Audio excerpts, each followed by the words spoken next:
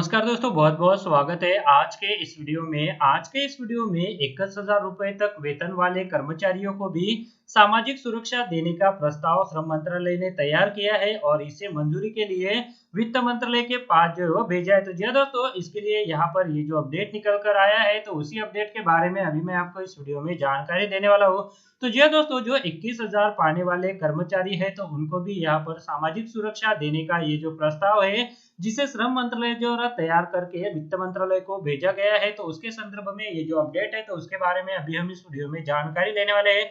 साथ में यहाँ पर ये जो प्रस्ताव है, तो इससे जो है वो किन कर्मचारियों को क्या लाभ होगा, तो उसके बारे में भी हम इस वीडियो में जानकारी लेने वाले हैं। साथ में मौजूदा समय में यहाँ पर कौन सा प्रावधान है, तो उसके बारे में भी हम यहाँ पर जो है वो पूरी जानकारी लेने वाले हैं। तो आप इस वीडियो के साथ अंत तक बने रहिए, वीडियो को बिल्कुल भी स्किप ना कीजिए, ताकि ये जो कर्मचारियों के संदर्भ में अपडेट है, तो इसके बारे में आपको पूरी जानकारी मिल सके। और इसी तरह के अपडेट जानने के लिए अगर आपने चैनल को अभी तक सब्सक्राइब नहीं किया है, तो चैनल को सब्सक्राइब करके रख लीजिए और उसके बाद एक बेल का बटन भी आता है, तो उसे भी आप प्रेस कर दीजिएगा, ताकि जो आने वाले अपडेट है, तो उसका नोटिफिकेशन आपको सबसे पहले मिल सके।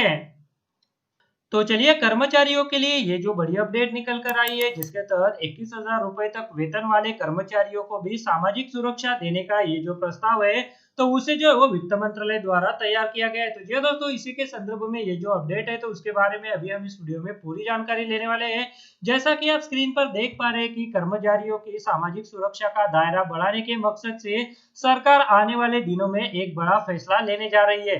श्रम मंत्रालय ने आवश्यक कवरेज के तहत वेतन सीमा में 6,000 की बढ़त का प्रस्ताव तैयार किया है।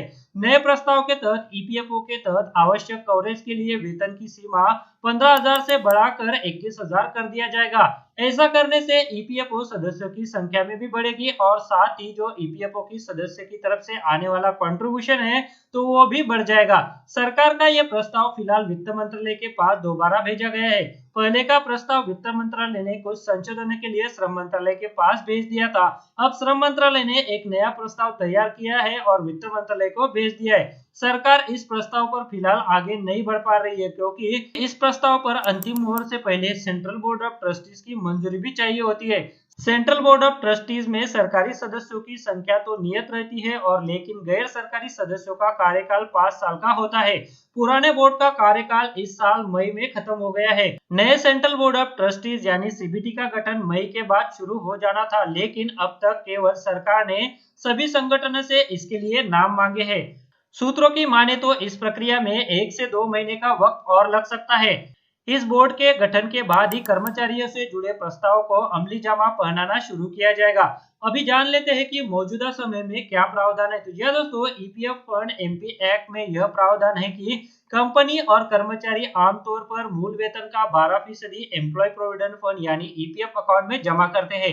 कर्मचारी की तरफ से जमा कराया गया 12% ईपीएफ के मद में ही जाता है। वही कंपनी की तरफ से जमा कराए गए 12% में से 8.33% एम्प्लॉय पेंशन स्कीम में जमा किया जाता है, जबकि बाकी बचे 3.67% हिस्से को ईपीएफ में निवेश किया जाता है।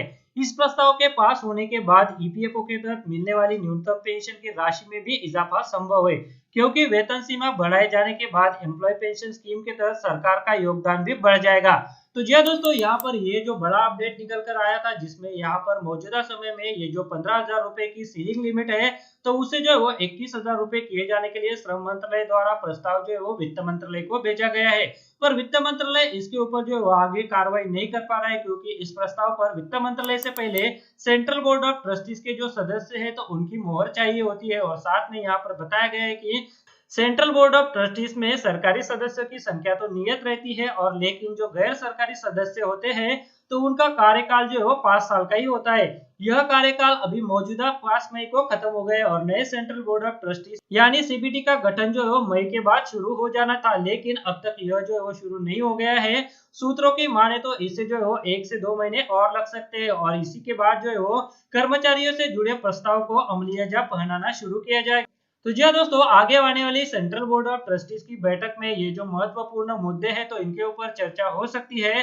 साथ में ये जो महत्वपूर्ण मुद्दे कर्मचारियों से जुड़े हुए हैं, तो उनके ऊपर मोहर भी लग सकती है। तो जी हाँ दोस्तों, इसके ऊपर जो भी अपडेट आता रहेगा, तो मैं मेरे अगले आने वाले वीडियो में आपको देता रहूंगा। इसके लिए अगर आपने चैनल को अभी तक सब्सक्राइब नहीं किया है, तो वीडियो के नीचे एक रेड कलर का बटन है, उसे प्रेस करके आप चैनल को सब्सक्राइब करके रख लीजिए और उसके बाद एक बेल का बटन भी आता है, तो उसे भी आप प्रेस कर दीजिएगा ताकि कर्मचारियों से जुड़े हुए, पेंशन धारकों से जुड़े हुए जो भी अपडेट आए तो उसका नोटिफिकेशन आपको सबसे पहले मिल सके।